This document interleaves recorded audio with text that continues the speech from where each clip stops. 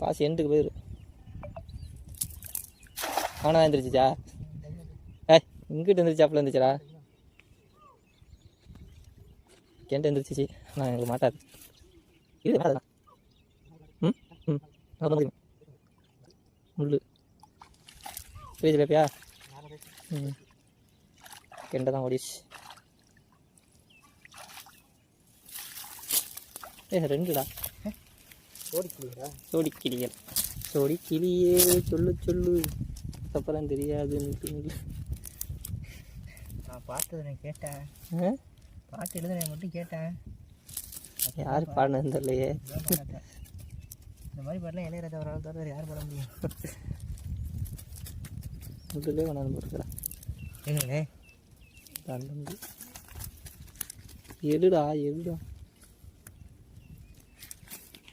இந்த சிலப்பி முடியும்.